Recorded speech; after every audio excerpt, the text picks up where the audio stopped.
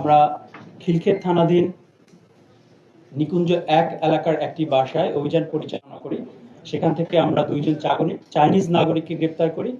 পাশাপাশি সেখান থেকে আমরা ৩০৫টি আইফোন উদ্ধার করি এবং বিভিন্ন যন্ত্রাংশ এবং আইফোনের বিভিন্ন পার্টস সংযোজন করার জন্য যে ধরনের মেশিনারিজ ব্যবহার করা হয়ে থাকে সেগুলো আমরা উদ্ধার করে থাকি।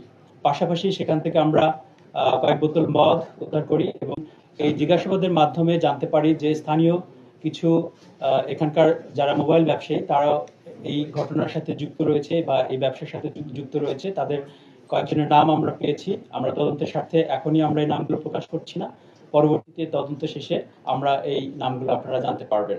মূল অপরাধটা হচ্ছে তারা যে পথে নিয়ে এসেছে, এখানে কোনো বৈধ ঘোষণা নেই, আমদানি করার কোনো ঘোষণা নেই। তারা বিদেশ থেকে এই আইফোনের পার্টসগুলো আলাদা করে এবং তারা বিভিন্ন বিমানের মাধ্যমে তারা এখানে পাঠায় এবং এখানে একটা তারা ল্যাব তৈরি করেছে। সেই ল্যাবে তারা সংযোজন করে কোনো ধরনের কোনো অনুমতি ছাড়া সেগুলো তারা স্থানীয় বাজারে বিক্রি করার প্রচেষ্টা চালায়। আচ্ছা, ধন্যবাদ। ব্যবসায়ীদের নাম এই মুহূর্তে আমরা বলতে পারছি না, আমরা এটা যেহেতু তদন্তের পর্যায়ে রয়েছে। আর যেটা বলছেন যে তারা সবসময় যে বায়ারদের কাছে যায়, অর্থাৎ এখানকার স্থানীয় যে যারা কেনে তারা নিজেরা কোথাও যায় না, তাদের কাছ থেকে এখানকার লোকজন গিয়ে তাদের কাছ থেকে সংগ্রহ করে।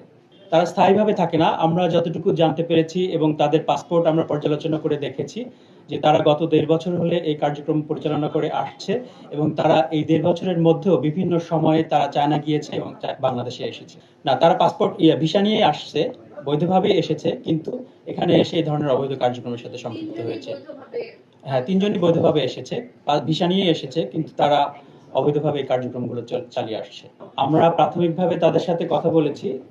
তারা যেহেতু চাইনিজ ভাষায় কথা বলে, তাদের সাথে কথা বলাটা একটা সমস্যা। আমরা চেষ্টা করছি তদন্ত করে তাদের সাথে কথা বলে পরবর্তীতে আমরা তাদেরকে আবার জিজ্ঞাসাবাদের জন্য নিয়ে আসবো আদালত থেকে। তারপরে আমরা জানতে পারবো যে আসলে এর পেছনে বাংলাদেশি কারা জড়িত রয়েছে। প্রাথমিকভাবে আমরা ২-১ জনের নাম পেয়েছি, সেগুলো নিয়ে আমরা কাজ করছি। পরবর্তীতে আমরা আসলে জানাতে পারবো বিষয়টি। আমরা এখন পর্যন্ত এই মোবাইল সংশ্লিষ্ট বিষয়টাই পেয়েছি। অন্য কোনো অপরাধের সাথে জড়িত আছে কিনা সেটা আমরা বের করব, তদন্ত করে দেখব যে তারা আসলে আদৌ কোনো অন্য কোনো অপরাধের সাথে সংশ্লিষ্টতা আছে কিনা। যদি থাকে তাহলে সেই আইনের আওতায় আমরা তাদের বিরুদ্ধে ব্যবস্থা নেব। তারা যেখানে তাদের কার্যক্রম পরিচালনা করে আসছে তাতে বোঝা যাচ্ছে যে তারা বিপুল পরিমাণ মোবাইল ইতিমধ্যে তারা বিভিন্ন সময়ে বিক্রি করেছে। আসলে এখন পর্যন্ত কত সংখ্যক স্পেসিফিক এভাবে বলা যাবে না, যেহেতু আমরা কালকে অভিযান পরিচালনা করে ৩৬৩টি মোবাইল উদ্ধার করেছি, পাশাপাশি আরো কিছু অ্যাক্সেসরিজ উদ্ধার করেছি। তাতে বোঝা যায় যে এটি এই পরিমাণটা একটু বোঝা যায়। আসলে এখন নিশ্চিত করে এভাবে বলা যাচ্ছে না যে গত ১.৫ বছরে কত সংখ্যক করেছে, তো বোঝা যাচ্ছে যে এটা বিপুল সংখ্যকই হওয়ার কথা। কিন্তু কেনার ক্ষেত্রে আসলে সচেতন হওয়া দরকার সাধারণ জনগণের। তারা যেন অবশ্যই বৈধভাবে আমদানি করা যে সকল মোবাইল রয়েছে, যেগুলো অফিসিয়াল ফোন, সেগুলোই কিনতে উৎসাহিত করা উচিত। কারণ এই অবৈধভাবে নিয়ে আসা সেগুলো চোরাই হতে পারে, সেগুলো কোনো অপরাধের সাথে সংশ্লিষ্ট থাকতে পারে। সেক্ষেত্রে সাধারণ জনগণের অবশ্যই সচেতন হতে হবে, তারা যেন বৈধভাবে আমদানি করা মোবাইলগুলাই যেন ব্যবহার করে। খিলক্ষেতে যেখানে আমরা অভিযান করেছি সেখানে একটু বড়সড় পরিসরে এবং বেশি পরিমাণে আমরা উদ্ধার করেছি নিকুঞ্জ এলাকায়।